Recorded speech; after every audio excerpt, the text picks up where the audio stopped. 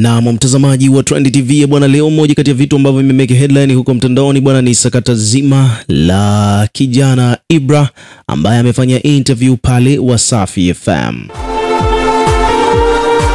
Bwana, interview ya Ibra pale Wasafi FM bwana imemeke headline kweli kweli, kutokana na kwamba maswali ambayo alikuwa anaulizwa yote yalikuwa ni maswali mawe kweli kweli, na ni vitu ambavyo of course watu wengi walikuwa wanatamani kufahamu kwamba kuna nini kilitokea, kuna nini kinaendelea na kwa nini kilitokea.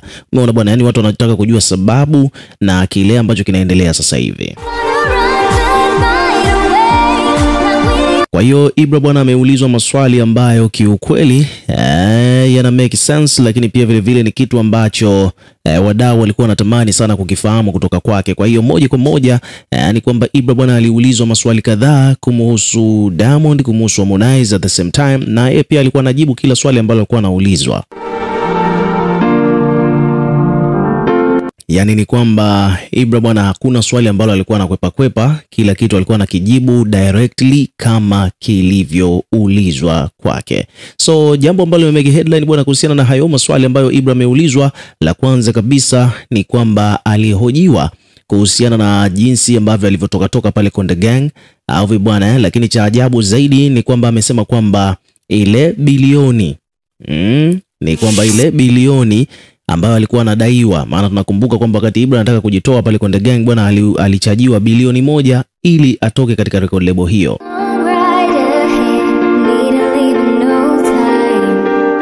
Sasa kwa mujibu wa kile ambacho alichokuwa ameulizwa bwana, Ibra bwana ameelezea kwamba licha ya kuna page hapa imekuja kuelezea kwamba Ibra amefunguka ile bilioni 1 imelipwa na Diamond kutoka pale Konde Gang.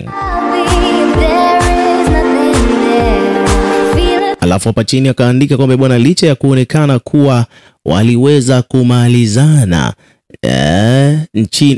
waliweza kumalizana chini ya walezi wao wa sanaa Basata, ni kwamba swala la Ibra kutoka Konde Gang halikumalizika kwa 100%, na siku ya jana amefanya interview na uongozi wake umemaliza kuhamisha vitu vyenye dashboard ya Konde Gang na kwenye Oya Gang. Lakini pia vile vile alisikika akisema kwamba bwana yalikuwa bado makubaliano yalikuwa bado hayajakwisha, lakini nadhani wiki moja au 2 hivi nyuma mambo yalikuwa sawa, na leo hii ndio anamaliza kabisa kuhamisha vitu kwenye dashboard yake iliyokuwa inamilikiwa Konde Gang kuja kwao. Alizungumza hivyo Ibra kwenye kipindi cha The Switch ya Wasafi FM. Lakini pia vile vile Ibra bwana pale Wasafi alipata fursa ya kuimba baadhi ya nyimbo, na moja kati ya nyimbo ambazo Ibra aliziimba bwana ni wimbo wa Diamond Platnumz ambao unakwenda kwa jina la Kizaizai, moja kati ya track ambazo zilifanya vizuri sana katika muziki wa Bongo Flava kipindi kile, wakati Diamond bado ndo anaanza. Kizaizai ilikuwa ni one of the best song kutoka kwake. Kuna mtu amesema kwamba bwana anazidi kunikumbusha enzi za uhai.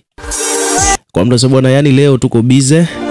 Kwa mtu amesema kwamba bwana huyu dogo anazingua siku hizi wala hatumuelewi. Kwa mtu kwamba bwana hii nyimbo ya Diamond aliandika sana hadi mimi pia kuna siku nilimwomba demu wangu ingawa akasema kwamba niache kuuza simu niwe msanii. Kwa mtu mwingine, kuna mtu alisema kwamba huyu amesema kwamba yeye alimuimbiaga demu wake hii nyimbo, demu wake akamshauri kwamba aache kuuza simu awe msanii. Mwingine anasema kwamba bwana dogo anajua kama mambo haya. Lakini pia vile vile ni kwamba Ibra aliulizwa swali kutokana na kwamba yeye ni moja kati ya wasanii ambao ameshawahi kuwa na ukaribu na wasanii wote wawili, yani Harmonize ameishi naye kwa muda mrefu na ndiye aliyemtoa, lakini pia hivi karibuni inasemekana kwamba Ibra amekuwa na ukaribu mkubwa sana na Diamond Platnumz. Hiyo pale katika kipindi cha The Switch cha Wasafi FM bwana Ibra kaulizwa kwamba je, kati ya Diamond Platnumz na Harmonize chaguo lake ni nani? So Ibra bwana, baada ya kuulizwa hivyo kwamba chaguo lake ni nani kati ya Diamond na Harmonize, kwa kuwa yeye anawafahamu wote wawili, ameshawahi kuishi nao na vitu vingine kama hivyo, moja kwa moja bwana Ibra akaweka bayana, akaweka wazi kwamba of course ameishi na hao wote, lakini kwa experience ambayo ameipata baada ya kuwa karibu na Diamond Platnumz ni ya tofauti na ya kipekee, kutokana na kwamba hapo awali bwana hajawahi kukutana na mtu ambaye ana maturity level ya kiasi kile. Yani hajawahi kukutana na mtu ambaye ana uwezo mkubwa wa kufikiria, hata ukizungumza naye anaweza kukushauri vitu ambavyo unaona kabisa vinaweza vikawa na mchango mkubwa zaidi katika maisha yako. Japokuwa amekutana na Diamond kwa muda mfupi, lakini kuna mambo mengi sana Ibra anadai mwenyewe amejifunza kutoka kwake, ambayo yanaonyesha wazi kwamba yatakuwa ni very positive, yataweka mchango mkubwa sana kwenye maisha yake kwa ujumla. Sasa kama unavyoelewa, wafanyakazi wa Wasafi pale bwana wakamuuliza kwamba je, kitu hicho ambacho umekipata kwa Diamond au hiyo experience ni kwamba hujawahi kuexperience before? Akasema yeah.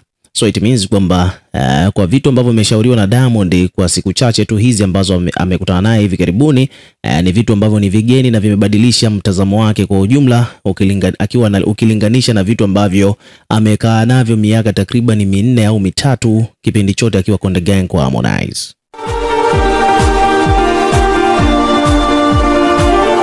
Kwa hiyo baada ya Ibra bwana kuzungumza hayo, comment zimekuwa nyingi. Kuna mtu anasema bwana ameulizwa swali la kijinga, lakini amejibu kijinga vile vile. Kwa mtu mwingine amekuja amesema kwa hiyo Hamo yeye au basi, ila Ibra bwana wewe umefanya nimelia walai. Kwa mtu mwingine anasema kwamba bwana Hamo tatizo ni bangi nyingi. Kwa mtu anasema kwamba bwana another banger inakuja. Kwa mtu anasema bwana dogo asipite mitaa ya Konde Gang tutamvutisha kitu. Now we are halfway there, we're keeping focus on that. Kuna mwingine hapa amekuja kusema kwamba bwana kwa hiyo hii interview yote ambayo ameifanya huyu dogo hapo ilikuwa tu ni ya kumsifia Diamond au vipi? Kuna mtu amekuja kuhoji hapa. Mwingine amesema bwana mimi sio mganga, ila naona huenda mwenetu ikawa ndio interview yake ambayo imempoteza mjini. Watu wanadai kwamba bwana hii interview ambayo Ibra ameifanya pale Wasafi ndiyo ambayo inampoteza mjini. Yani kwamba kuna watu wengi huenda wakaja kuacha kabisa kumsapoti kijana kutokana na baadhi ya vitu ambavyo amevizungumza katika hii interview pale The Switch ya Wasafi FM. Kuna mdau mwingine hapa anaitwa William amesema kwamba bwana nimeumia sana, yani Harmonize kakutoa mafichoni huko, ila alafu leo hii unakuja kumkataa kabisa. Yani kweli binadamu hawana jema.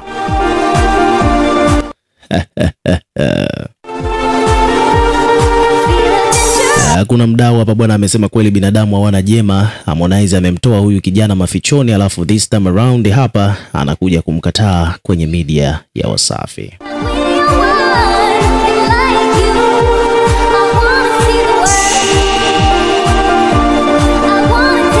Kuna mdau mwingine hapa amekuja amesema kwamba huyu dogo bwana hajajua kama hii interview walikuwa wanamtegatega, lakini yeye amejaa kiboya boya.